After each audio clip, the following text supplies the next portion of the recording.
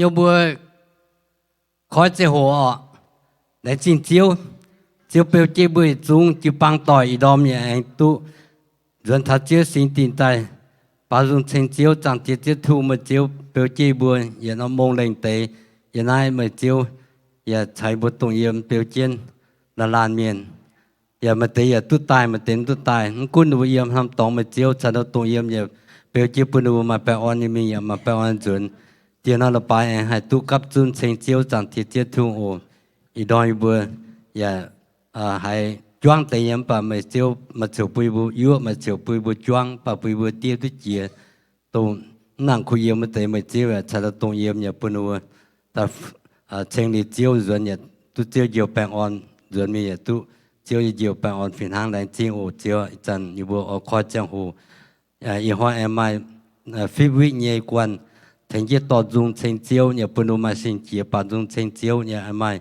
na wiki chịu bằng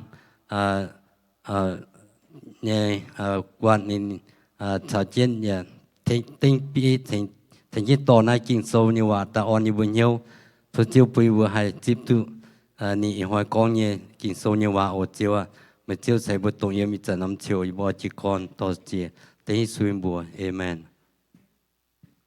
Anh on đom buổi giờ chúng good morning giờ chúng số chỉ xin thầy vừa sinh xíu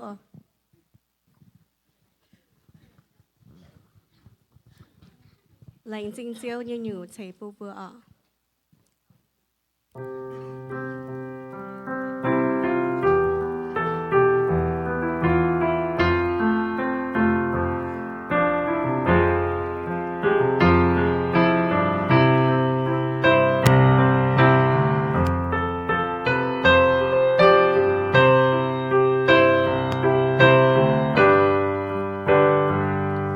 subscribe cho kênh Ghiền Mì Gõ để không bỏ lỡ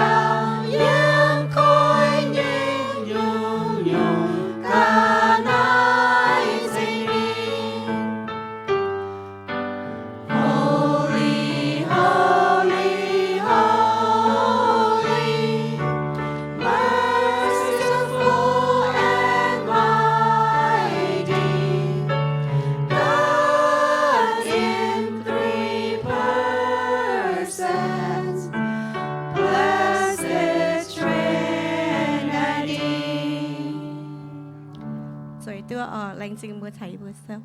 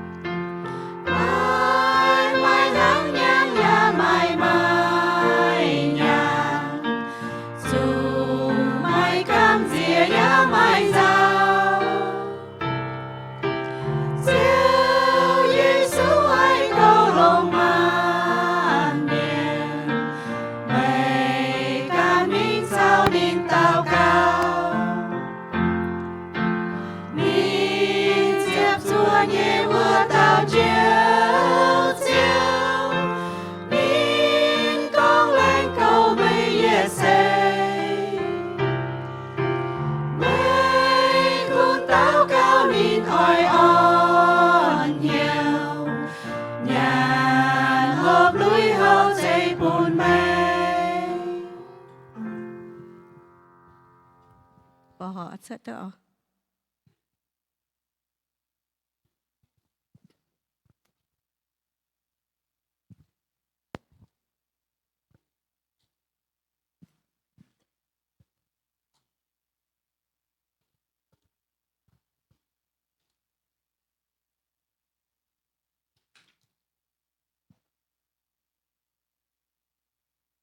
Ở đó buổi xuống xiênที่หูเมียนี่น้อยไปเป็นป่าน้อยบ่ปิดได้เพลงที่หูน้ำโสบ่ป่าxuốngป่าชาวดำติงบ่ฟงหอสิโหก็บุยxuốngกับเหี่ยวตะเกาบ่หอที่ไปจินหูสั่งเจจิสูเดี๋ยวมาใช้บ่ตรงเอี่ยมไม่เขาที่บ่ละป่าจะใต้จันแองเท้าลิป่าน้อยบ่เปิดสั่งเพลงเจียวที่บ่แองอดฟงหอจินญาณไว้ก็จะกงโตสั่งที่ปุ้นแต่ญาณไอ้หลงตัวหอยังเจียวอยู่สุเพียนเต็งอีสุญญบวชAmén. Hãy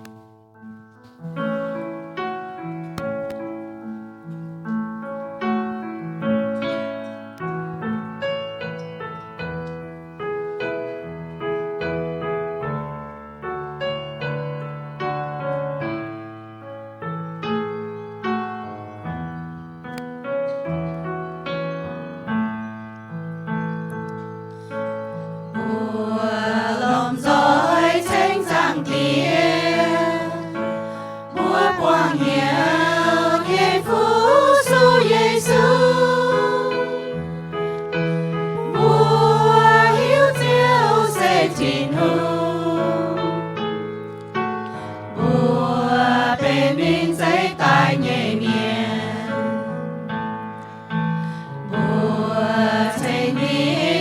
cho kênh Ghiền Mì Gõ Để không bỏ lỡ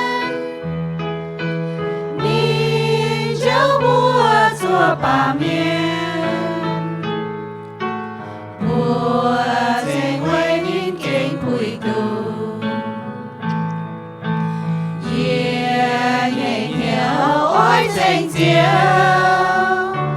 kia lòng dễ nhiều thế chiều nhẹ buồn kia trắng thao chiều nhẹ mi quang suy gió yên nhẹ về mi buồn sinh linh to buồn đinh hàng nhà có luyện buồn suy miên mi sẽ phụ buồn mi hàng thoại đến buồn tây miền hiểu tu hẹn chính nhẹ miền mai hiểu lẽ chính giá phung họ mẹ tiếng với Giêsu Kitô buồn bình dấu ta yên yên mẹ tiếng mẹ cõi tiêu kinh sâu quang trình hương nhẹ hóa uyên en quang sinh linh hàm Giêsu quê lên xin chiếu nhẹ en kia lên xin chiếu nhẹ en Lệnh chính chiếu nhẹ en lệnh chính chiếu nhẹ en buổi chiếu nhẹ en bùa chính tu chiếu tháng này bùa oi chủ chênh bùa nhẹ thiên hùng và phu su chiếu phùng bùa nhẹ mèng bùn chiếu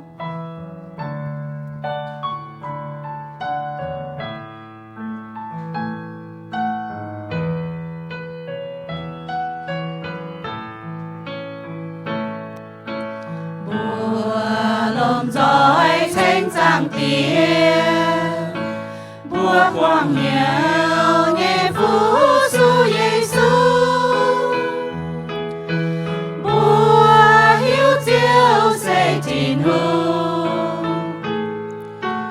búa bên ninh xây tai nhẹ miền búa xây ninh to chia ninh quay chiều kế ngông nhá am ba miên min chiếu búa chùa ba miên búa trên quay nín kinh quỳ tù nhẹ nhiều ôi trên chiếu nhẹ lòng dễ nhiều thế chiều nhẹ buồn nhẹ trắng thao chiều nhẹ nhìn quang suy gió yên nhẹ bè nhìn buồn sinh linh to buồn nín hàng nhà có liên buồn chui miên nín sẽ phụ buồn nín nam thái nín vua tây miền hiểu tu em chính nhẹ miền mai nhiều lên chính giá phung họ mẹ tiếng với Giêsu Kitô buồn nghìn dấu ta yên yên mẹ tiếng mẹ cõi tiêu kinh sâu quang trình hương nhẹ hóa uyên en quang sinh linh hàm Giêsu quê lên chính chiếu nhẹ en lên chính chiếu nhẹ en lên chính chiếu nhẹ en sâu cho em bảo cả hà lai dùng ọ.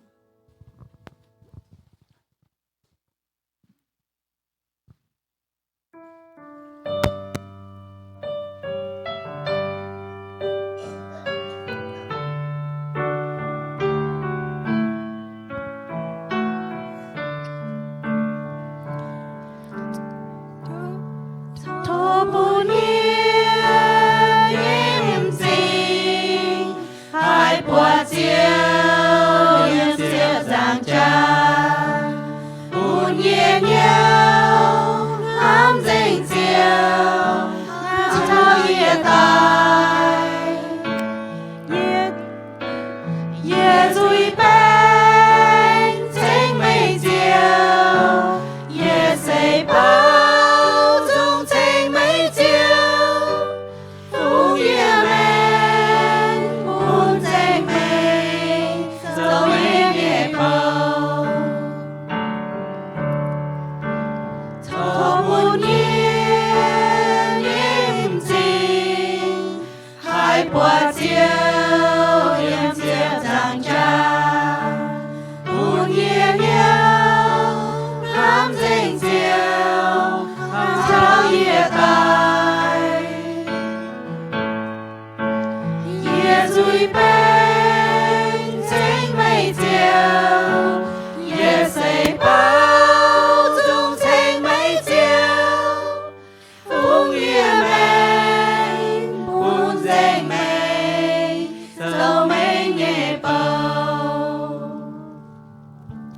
xinผู้ชายผู้โซอสวยตัวอีจันเพื่อเสกเสกเงียมวางปุญญเมียนโกเมียนริกกี้ปุนเบื่อที่หงเงียผู้เฟียนออก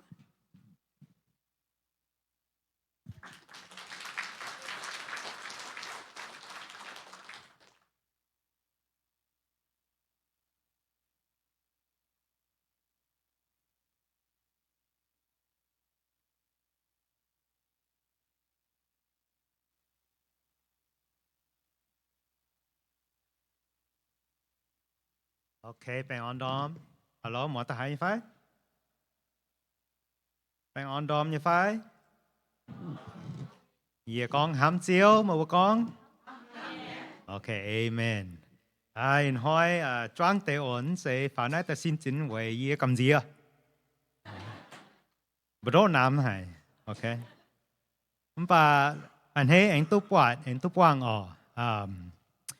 แล้วเราtu phản ánh ta con tế tổ hòa bùa mà bùa sẽ kênh ảnh này.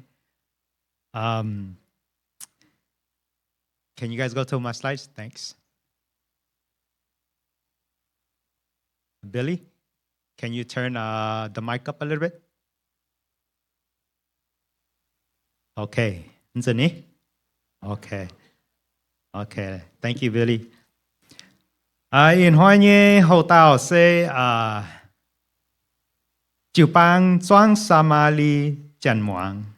So today's message is going to be on church like the Samaritan woman at the well. Okay. The Cam's message last week was titled Having Jesus and Having Church. When I'm a teacher, I would come and con thảo ở mai Yesu thảo mai chupang. I didn't know it yet. But when I was planning for my message, I also wanted to talk about why we have a church. Yên sẽ thảo khám cha lang ở, bà yên ham ta ở con thảo về hai tiểu vua mai này chụp bằng. See, during our anniversary Sunday, I discussed with the youth about why we have a church. Tổng bữa châu bữa nhé hồ nãy bữa chia anniversary nhé dịp bữa ở ye chào bữa miền lục miền con ye đại ca nó bữa về hai tiêu bữa mày chụp bắn nó bữa tao rồi nó bữa có xe bữa mày chụp bắn nè xe về bữa tại cấp xuân giàu tại con hòa chào miền bị hang nhé choang nó bữa vật thể miền. So the kids, the youth, they said that we have a church because we come here to hang out, to gather, and to socialize. So do you guys agree mà bữa bà agree như phải mà bữa xiên như phải? Yes. Okay. So you guys say bữa là mai bữa như chịu bang, nó sẽ con về bữa tai giàu ha, ta con hòa ha. See, we don't have a church just for a place to hang out. You can do that anywhere, right? I said you can go hang out at the coffee shop or at the restaurant, karaoke at somebody's home. Bữa hai mình giàu nè, ở giàu nè, mình hắn năm tao nhiều tuổi nhỉ, nó sẽ con tài nè chụp bằng ha. So more importantly, I reminded them that we have a church, the First Union Church of Sacramento, and that it is unique in that this is a place for us to gather for worshiping God with other Union brothers and sisters. Bữa mai nãy chịu bằng sẽ về từ bữa tai phụ sự thiên hùng, bữa cáp chân ta phụ sự thiên hùng. Bữa cáp chân ta phụ sự thiên hùng nông bữa như miền hòa. Về từ bữa sẽ xây mai tại miền cổn pan ở chủ hoàng hòa yếm bữa như miền như hòa. So we have the church, a Mien church, because we still have families and elders that need to hear the gospel in our own language, in Mien.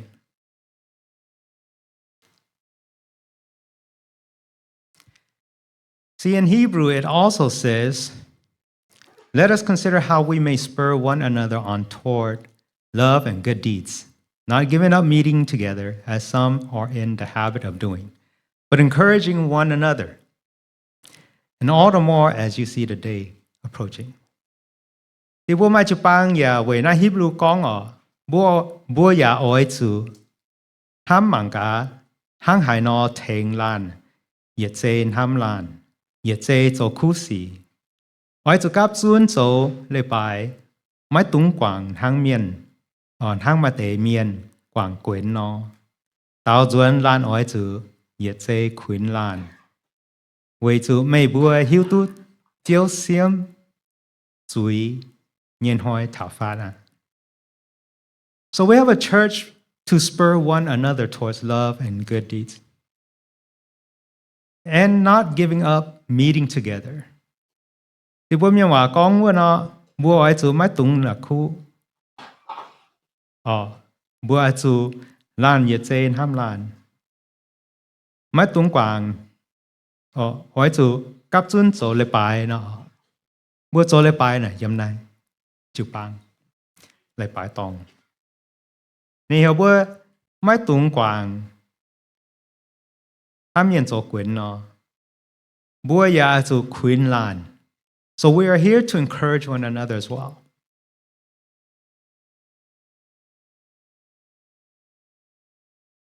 So church like the Samaritan woman at the well. We're going to see how as a church, we should be like the Samaritan woman. In Hoa Bua Mang Tao, Bua Zu Ha No Chuang, Na Samali Jamwang. We will be reading from John chapter 4. So I'll be taking verses from John chapter 4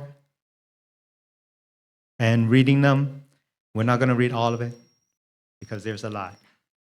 Say ye to te o, na ye cho chua tai. Yếm John na Johann này, vậy chứ Johann là đau nhở ở này nằm, rồi yêu cho suốt ta bữa mang cả, với tề hai phủi tu bữa ở. So Johann ta phải ta thiệp, mà ta Samali chén trong hoàng, mình vua khuất, chẳng vua. Giêsu con bữa nín, tỏ thâu mấy bún tề vua như hộp. Tối trên vua Nam Giang Hồ sai có bữa bịa múng mãi cả nái nhện. Vua ta Samali muang con. Mẹ yêu thái miền phùng thô yê Samali mxia ton bún vua mẹ hộp. Vì chứ yêu thái miền mãi chào Samali chén chiêu thô. Giêsu tao sẽ có mẹ hiếu tu thiên hùng ปุ่นเยจิงเยอย่าหิวตู้เถงไม่โทวมฮบใจต้องหายเตาไม่เจียวโทไม่เจียวโทนินนี่อย่าอ้อยปุ่นยุงแมงเยวมไม่ฮบว่าตามเสียตอนกองต้มก้าไม่เลี่ยมมาไม่หายยุงเที่ยววมขวดอย่าโดนเยยุงแมงเยวมIs that am I? Oh, okay, sorry. Verse 12. Tiếp nhiều sao? Yêu vua nhé ông thái nghe Jacob cho nai nam vòng khuất liều yêu vua lồng. Nếu can cháo nên nhé tòn chuối sành khu yết chung ya hốc nai nam vòng khuất nhé vòng mấy châu cao hồ chia Jacob phái. Jesus con bữa nín tỏ xiên yê hòa mà giang hồ ỏi thảo mấy bữa mai yếm nai nòm bông ya mai yếm Jerusalem bài chẳng tía mấy bữa Samari miền mai hiu tu mấy bữa chẳng hai tàu bà yê bữa yêu thái miền chẳng hai tàu yêu bữa hiu nhé为主救恩yếm yêu thái miền tài我南江hồ ỏi thảo中thảo tài渐渐我长蝶我地爱龙心灵呀龙尖雷长为主长蝶罗宁用面长宁天空在心灵长天空叶面爱主龙心灵朝尖雷长我到这忙con bùa nín ye hiu tu Messiah tông bùa hiểu ký tù vua tao ỏi tài tháo tài vua tràn nín chung ỏi bùa dành nhung ye bùa Giêsu con tông y tràn tháo mày con chiên hòa nái tao xây tông vua tao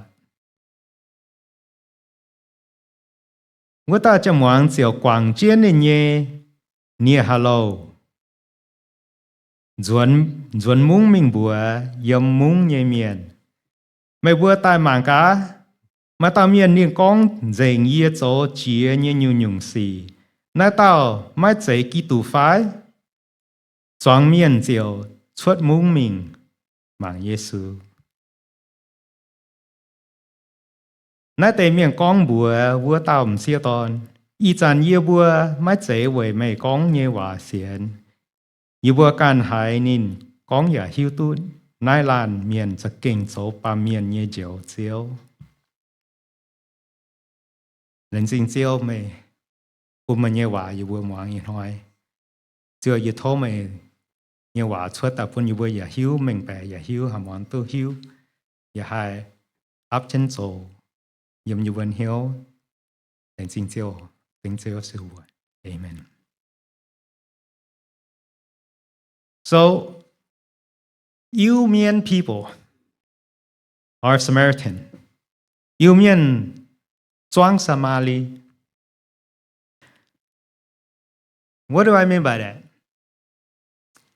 See, we are not Jews, right? In John 4:7, chapter 12, John chapter 4, 7 to 12, it says, we see that the woman identifies herself. She says to Jesus, you should not be talking to me. I'm a Samaritan, and you are a Jew. Bố bà rồi hôm nay, Yohan nên con ở, với ta chung hóa nên, họ mình nên là hát tao. Nên con sẽ yê là sẽ Samali chén, mê là sẽ yu thai. See, bố miên nản bà, nó sẽ yêu thái miền bùa là yêu miền bùa là chén bùa yêu thái nhé lấy là nó bùa là sen sẽ nó bùa nhé với nhung bùa là yêu quan nhiều như miền. So we are not Jews. See, it says we are stubborn and selfish and skeptical and sinful as well. Bua ya se ma muang wa chao e kan hang. Mai xian ye tao mai zui. See, when Jesus asked for water to be drawn for him to drink, she says, how are you going to draw water? How are you going to get water? The well is deep. Are you kidding me? See, nên tao chuẩn Giêsu ở nên con sẽ mê na ha no hay chia na wom ở na wom khoe giờ đô mê ha no chỗ nên mất xiên Giêsu ở Giêsu con bữa nên yếm mai chẳng mảng wom. See, Jesus told her, I have the living water. It's greater than, the water that you're drawing from the well. But she's skeptical and she's stubborn. She replies aggressively back to him. How are you going to draw water?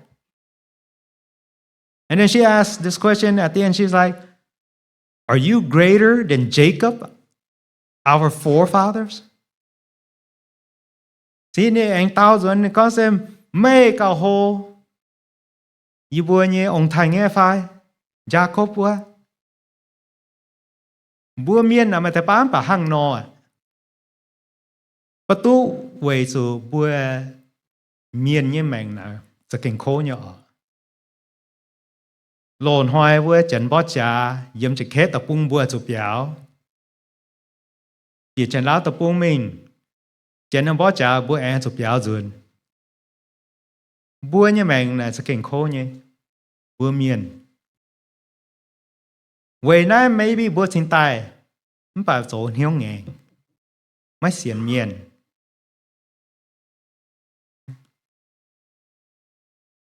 where are you men? We aren't Jews. We're stubborn, skeptical, because we've had a hard life. Just like this woman. See, just like this woman who has a rough history too. See, during the conversation, Jesus pointed out that the woman is still living in sin. She's had 5 husbands before. And now she's with a man that is not her husband. See, bố bọt tháo ổn ta chum wang pa cha kinh mai khâu nản nhé nín pa ma giao tham hại. Nín sa say yếm chuối thiên hùng công xuất dình bùa nín. Giêsu có sẽ mê mai chia bia tao gồm nhá. Ý chắn tao mê chào nè. Tiền nhé mất dễ mà nhé gỗ.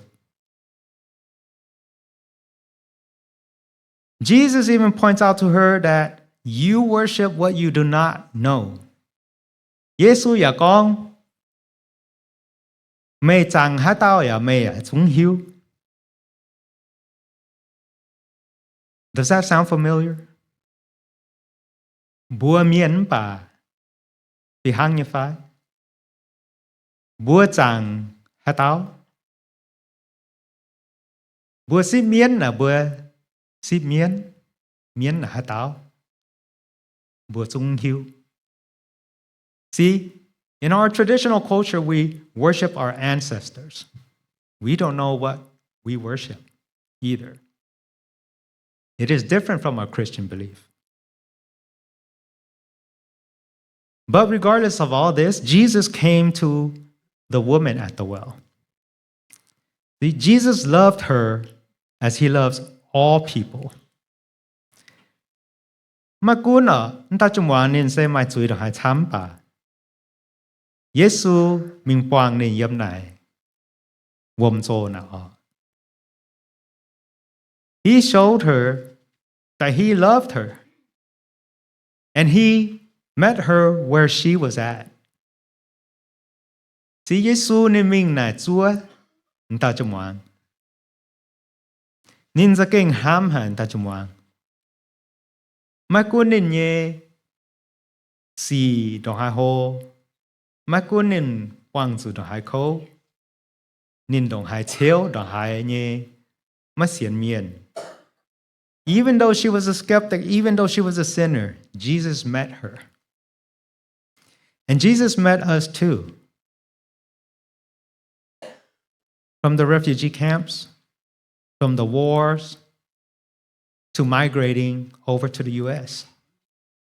Jesus loved us. He loves us and came to us. He called us to be delivered from our old ways. He wanted us to be in a relationship with Him for eternity. Giêsu ya ham bua.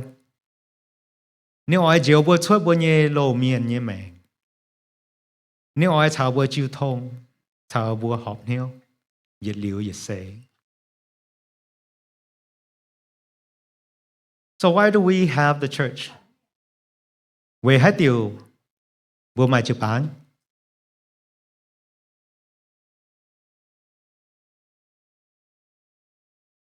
To grow.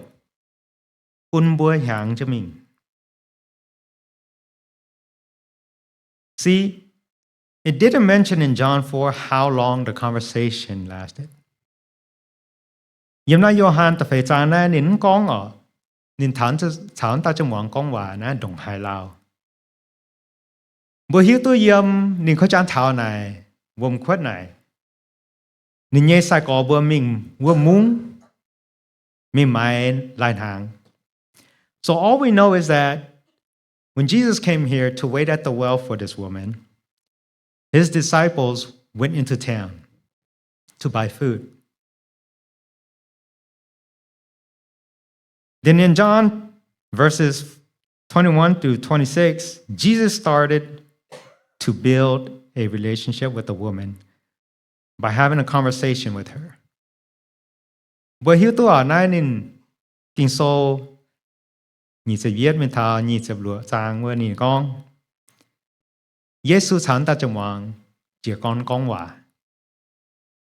Nhìn chán ta trong hoàng chịu thông. Nhìn giáo ta trong hoàng ở xiên như bùa mày chàng này mày mà hiếu tụ mày chàng hay nhung. Phải hả tao. Trong hoàng ở nên không nói thiếu con cái nhung ha. Giêsu anh to nên dọn tay. See, she was redirecting. She asked, well, the Jewish people say that we have to worship at the temple. But our forefather told us to worship on this mountain. See, she was changing the subject all the time, but Jesus redirected. He taught her the truth. Giêsu giáo nên chiên hòa, nên con xem bữa xiên này bữa phục sự thiên hùng, na bữa yếm bữa nhẹ, hiếu linh hồn, à chú xiên, ta yếm chiên lệ. So you should be worshiping God in the Spirit and in truth, as Jesus was teaching her. She is seeking for something for a very long time, you see. Ta chung na nên lo, nhiên thành nên. Lo hát tao ya lon thô nên cả nên mai bia tao ngô mía em mai chú tao à nên cha lo ya lom thong. She is seeking something, seeking answers, but she couldn't find it for a long time. And she's looking at it from all the wrong places through these 6 men. I bet you she's tired. Ye ham ta nên can con tệ bia lan chú lan miền. Hát tao những hai thỉnh tu nín nhà khâu á, mà giàu á. See, later she says that I know that the Messiah will come and explain everything to me. Thì nên con ở Nam Messiah, hiểu nhé thì hoan nên thảo ta nên phó mình dành bún nhé, mình bè dành. And then in verse 26, Jesus says, I am He. That He is the Messiah. Ni Yesu en tao zuan buonin. Yese ni na. Yese Messiah. So to grow, we need to come to Jesus. We have to have a relationship with God. Jesus is the one who wants to build that relationship with us. He wants you to worship in His spirit and truth. That's why we have a relationship with God here in our church. It's a place of learning to praise Him. It's a place to learn to sing, bao dung, ho ta cao.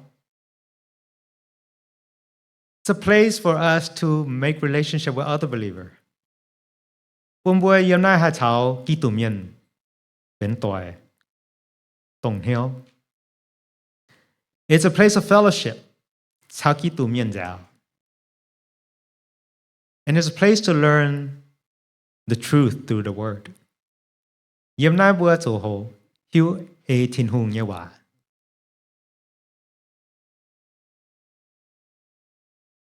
Next is for training. Yếm nai bùa tổ hồ tổ khu công. See, how do you know the truth if not given instruction? Mà bùa hà na hiếu tu tiên lấy, sẽ có mai miền, chào mà bùa. Mà bùa hà na hiếu tu tiên lấy mà vẫn tổ kinh sâu. How do you know the truth if you are not diving deep in the Word?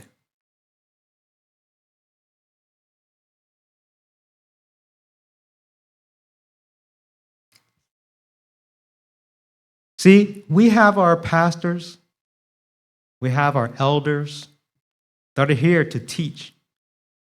We're here to listen for the preaching.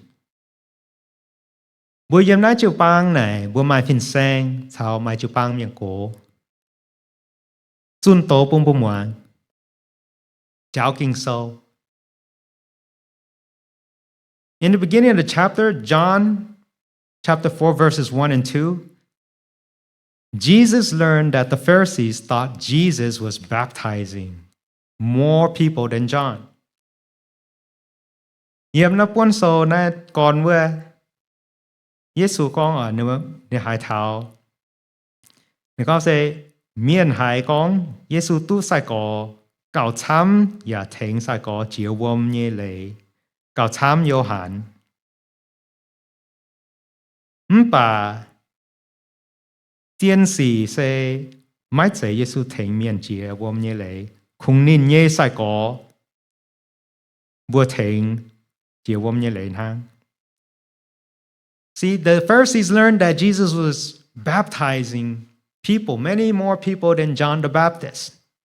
But the truth was that it wasn't Jesus baptizing, it was his disciples. See, Jesus taught his disciples as he led his disciples, like leading the church. A church with Jesus leading is a place that helps us grow in truth and provides us training. Bùa như chữ ba mà Giê-xu tỏ bùa nó.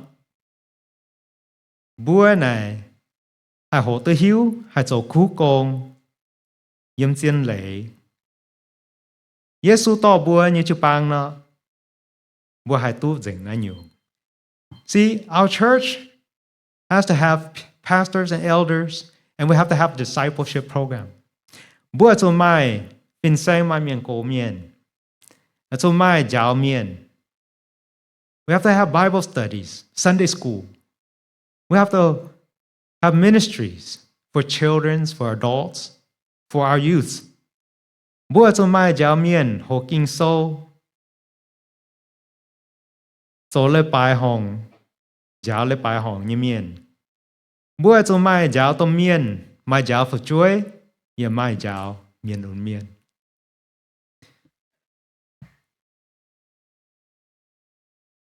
Evangelizing.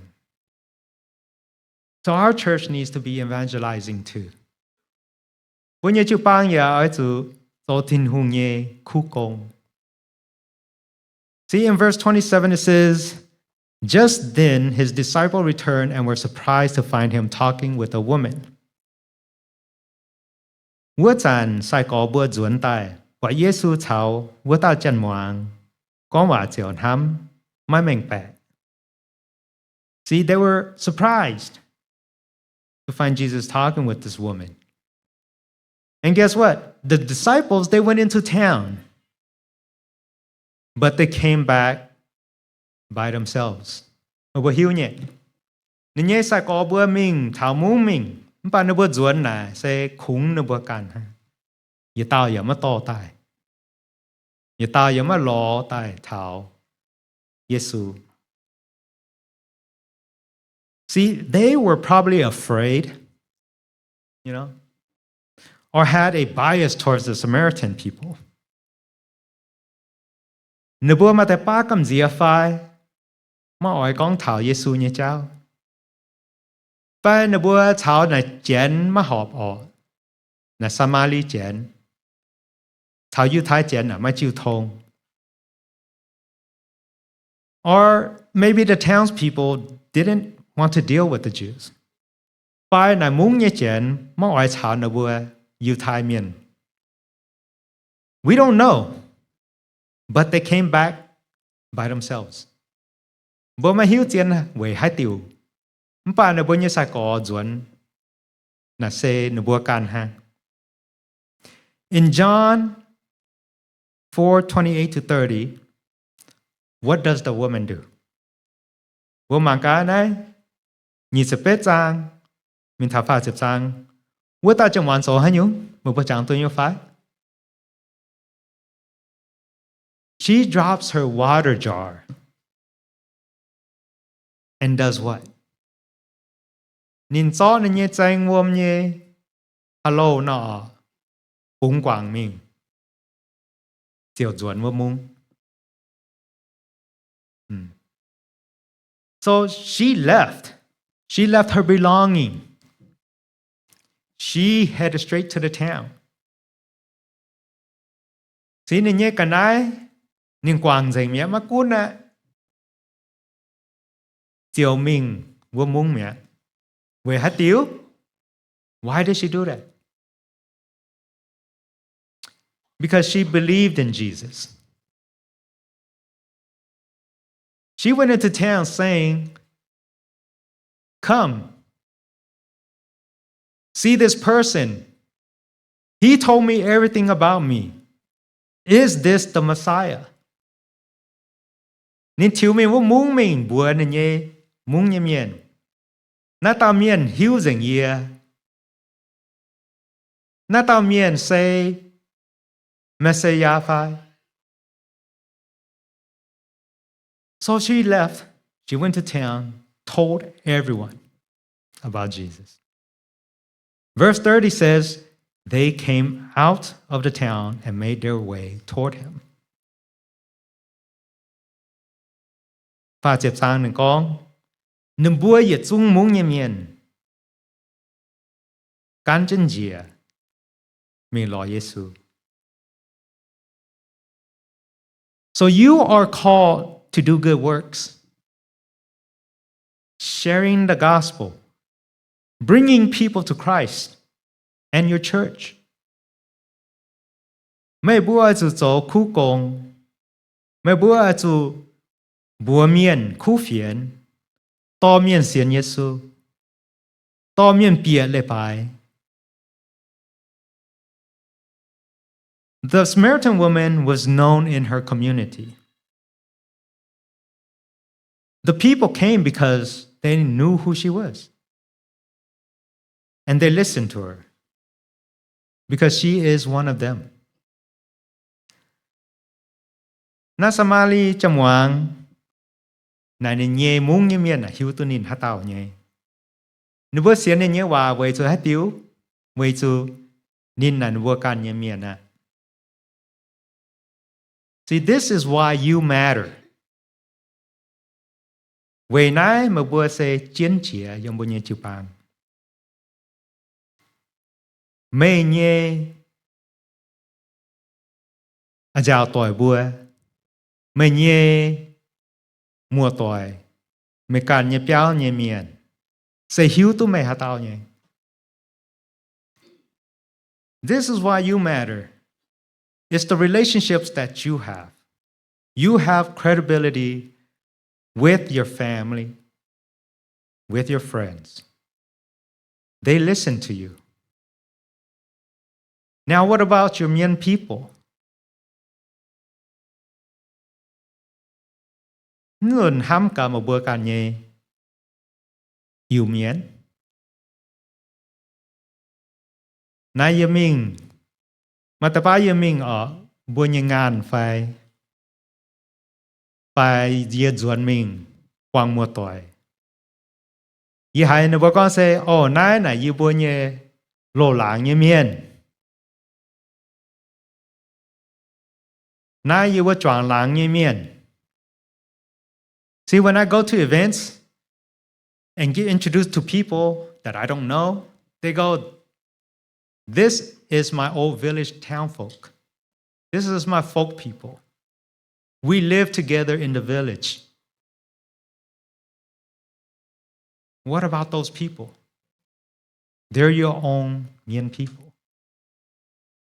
Have you shared with them the gospel? Mày tu thảo mà nhé lô làng như miền chịu thông như phái. Mày buồn nó bữa khu phiền như phái. Look, we don't have to look far away. Bữa mất dùng mảng cô. Bữa chia con này bữa mảng cả. Bữa như béo như miền. All we have to do is start by looking at our own home first. You don't have to look very far away. You don't have to go out there to strangers and tell them the gospel because you might be afraid, because you are not one of their own. Mà chúng mình có lo vì chúng bữa chén phải, mà hiếu mày phải. Ba bữa mang cả bữa càn nhé yếm ní phát bữa tệ đàn. Start at home with your relatives, your friends, then others. See, we already create opportunities here. Bữa chúng dỗ yếm bữa càn nhé chụp băng này mai Hồ nhé xì wow, bữa dỗ celebration. We do Easter, Mien New Year, food fundraiser, anniversary celebration, Thanksgiving, and Christmas is coming up. We already create those opportunities. Bữa dỗ chàng yếm nãy bữa nhé chụp băng á. Mà bữa dỗ này ha. Này mà bữa nhé phụ chuối. Này mà bữa nhé có dấu. Yêu bữa mai này, yêu bữa chuyện hàng á lô. Yêu bữa dỗ Giê-xu xuất sợi chí bà lô. Mà bữa ta chào cho yêu bữa hậu như phai. It's just as simple as that. Inviting your close family. Hey, we're having a celebration. Christmas is coming up. Would you like to join us? See, the Samaritan woman only had one thing. She had Jesus. Bữa hiếu nhé, Samari trong hoàng, nín mai chỉ nhung hổm bà niên mai, Giê-xu càn ha. She invited her town folks to come and meet Jesus. Nên phía vô muốn mình bùa thảo nè bùa nhé muốn nhé miền. Căn tai mạng Giê-xu. Nên mai đừng nhung ha. Nên nhắm mai miền núi nên nhắm mai ha nhung nên mai Giê-xu can ha. See, guess what happened? Guess what happened? Ham cả ha nó. Nên bùa liu nên nhé muốn nhé miền. See, in John chapter 4, verses 42, it says, they said to the woman, we no longer believe just because of what you said. Now we have heard for ourselves, And we know that this man really is the Savior of the world. Nãy tế miền con bùa vua tạm xia tòn, y chàn yê bùa, mai chế wei mei con như hòa xiên. Yê bùa can hải nên con ya, hiu tu, nai lan miền, za kinh dấu, ba miền nhê, diệu diệu. Those that came to see Jesus all believed him after seeing and hearing with their own eyes. Nãy tế y chú miền xiên Giê-xu為chú nữ bùa can bọt nông nữ bùa nhít sinh. Bọt thảo na Giê-xu. Nữ bùa ya con nãy sẽ ba miền nhẹ diệu diệu. So how great would it be to see your sons and daughters, brothers and sisters, your neighbors, all come to know Jesus Christ. Mày bùa đồng hai nhé, anh hay, tôi phán mà nhé, phụ chuối, mày bùa nhé có dấu, mua tỏi, mày bùa nhé yêu miền, tại xin Giê-xu. Yê ham ta na, bùa yết chung cha kinh anh hay dành, tôi phán bùa tu, miền xin Giê-xu. See, we should be a church like the Samaritan woman. Bố nhây chiều bang na cho choang na ta Samali chamuang. This Samaritan woman was eager to learn and grow, even through challenges in her life. Ta chamuang nên say, oi muang, oi hiu, oi ho. Mai cuốn nên nhê, mèng đồng hai hoài. Đồng hai khâu.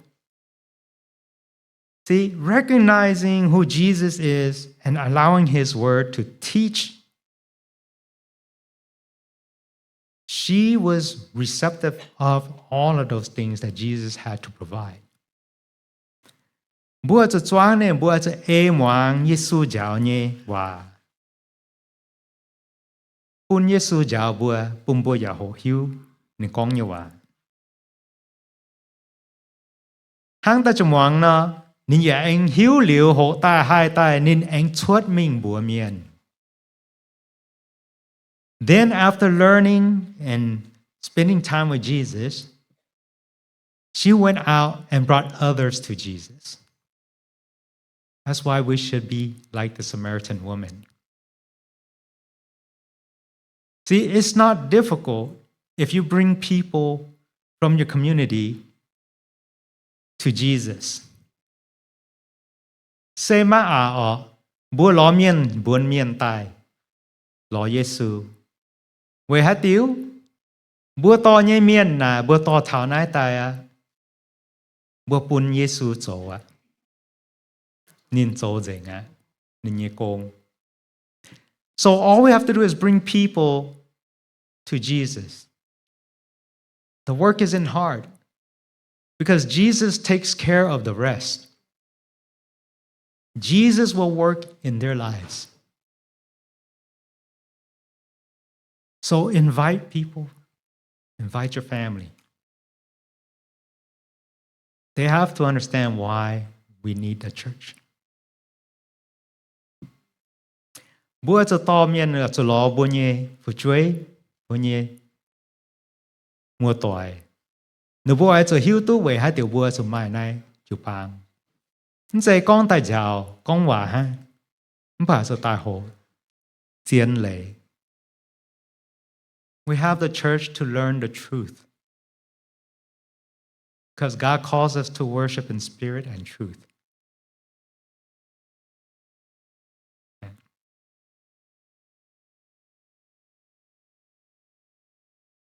So, the challenge. Nzo na ye oi áp me bùa chỗ challenge me bùa. This is called the one prayer challenge. Na say bùa lo tao miên, thỉnh nín ta cao. See, we're going to pray for one person for 1 minute and pray at 1 p.m. Hùng hề nhớ phái. Bữa ta cáo về giờ tao miền. Giờ năm thi dâm ninh mong. Giờ năm chẳng hồ. Okay? That's the challenge to you guys. You know someone that needs to hear God's word. Mấy bữa say hiếu tu mặt lan miền chiếm chủ Giêsu dâm nợ bố nhé mạng. Và tu mà bữa càng như phải chuối phái. Mùa tỏi phái. Phái bữa nhé làng như miền phái. Bữa lon ta miền tài. Bữa ta cao buổi nín. Ta cao giờ năm thít. 1 minute. We're going to pray for them at 1 p.m. every day. That's all you have to do. I want to see our church grow. I want to see the seats filled. I want to have a good problem. Ye oi mai si na long nha pum vua chụp bang. Sẽ con vua quang dĩnh mà tông chuối na ye sẽ kinh anh hay nha. Ye mà giàu con về vua mà tông pum miền chuối. Ye sẽ kinh anh hay nha vua tu hại khu phiền. Bữa cho cho choang na tao Samali cho moang hòa hổ hiu điều bố mình bố miền vậy cho bữa cho kinh anh hay hại. So let us pray. Thank you, Lord, for your message, Father. Father, thank you for using this woman who is an outcast from even her own community, but Lord, for using her to bring people to you. Father, we want to be a church that resembles this woman, to learn, to grow, to be trained up in your words, so that we may be able to share the message with our loved ones, to strangers, to those around us in our community, Father. We want to be like her so that we have no excuses of being a shameful person and keeping only the good news to ourselves. We want to be a church that lives on your truths. And we ask that you give us the guidance and the wisdom so that we may grow together and grow this community. We thank you, Lord, for your love, for coming to seek us, to look for us, human people. We thank you, Lord. In Jesus' name, amen.